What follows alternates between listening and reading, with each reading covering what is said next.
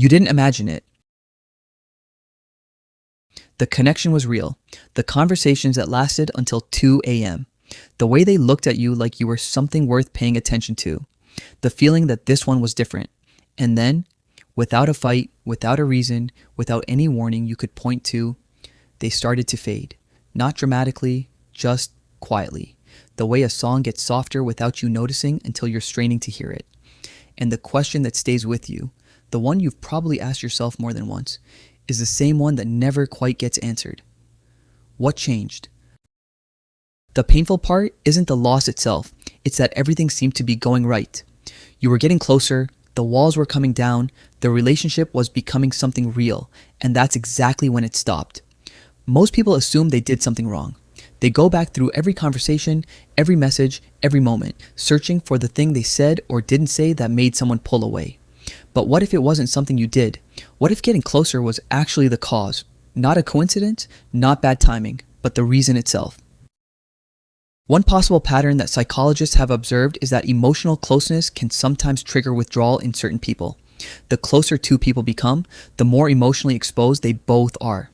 And for some people, people who have learned through experience rather than choice, that exposure leads to pain. That growing closeness doesn't feel like safety. It feels like danger, not consciously, not in a way they could explain if you asked them directly, but somewhere underneath the warmth and the conversations and the genuine connection, something activates, an old alarm, one that was installed long before you arrived, so they begin to pull back. And here's the thing that makes this so hard to understand from the outside, they usually don't know why they're doing it either.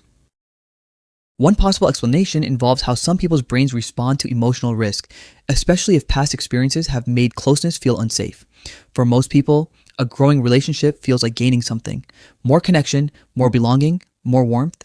But for someone with a history of love that ended painfully or unpredictably, the brain doesn't quite process it that way. Instead of registering, this is something good that's growing, it registers this is something I could lose. And the bigger the connection gets, the bigger the potential loss becomes. So the nervous system does what it was built to do. It tries to protect the person. Not by building walls dramatically, but by quietly, gradually reducing investment. Pulling back before the fall. Leaving before being left. The person pulling away often experiences something strange. They might genuinely feel less interested and assume that means the connection wasn't real in the first place. They might feel restless, like something's off, without being able to name what changed. Fear that lives inside an avoidant pattern doesn't announce itself. It arrives dressed as logic, as realism, as a reasonable conclusion about the relationship. It was probably just infatuation. Maybe we moved too fast. I just don't feel it the same way anymore. These thoughts feel true. They're not lies, but they're often not the full story either. One possible explanation is that this pattern may be linked to early attachment experiences, the first relationships that shaped how a person experiences love and emotional closeness. If love in childhood was inconsistent, sometimes warm, sometimes absent, sometimes overwhelming, the nervous system learns something specific. It learns that closeness is unpredictable, that needing someone is a vulnerability, that the safest position is to stay slightly detached, even from people you genuinely care about. And this template doesn't stay in childhood. It travels. It shows up in adult relationships as the pattern of disappearing exactly when things get real, of being fully present in the early stages, when there's still distance, is still uncertainty, still the safety of not being fully known, and then pulling back as that distance closes. Becoming more available doesn't fix it. Sending more messages, being warmer, showing them how much you care, none of this reaches the part of them where the pattern actually lives. If anything, increased closeness can accelerate the withdrawal, and the instinct to do the opposite, to mirror their distance, to pull back yourself, sometimes triggers a temporary return, but rarely addresses anything real. What this pattern actually requires is something neither of you can provide in the moment: self-awareness. The willingness of the person running the pattern to look at what they're doing and ask themselves why.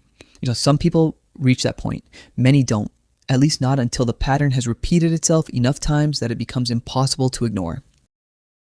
If you've experienced this, something is worth saying directly. The withdrawal was not a reflection of your worth. It was not evidence that you're too much or not enough or wrong to have felt what you felt. What you experienced was real. The connection was real. You didn't misread it.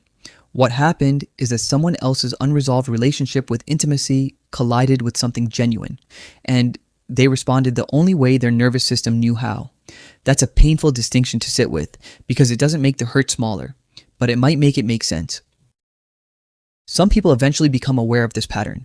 Through reflection, personal growth, or sometimes therapy, they gradually learn to stay present even when emotional closeness feels uncomfortable. They begin to recognize the fear without automatically acting on it.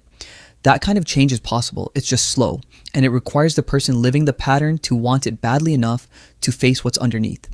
Until then, they may continue repeating this pattern without fully understanding why, leaving both themselves and others hurt in the process, and you'll keep deserving someone who doesn't run from the very thing they spent all that time building. Have you ever experienced this? Someone who disappeared exactly when the connection started to feel real? Tell us in the comments. If this helped you understand yourself or someone you love, subscribe for more psychology-based videos.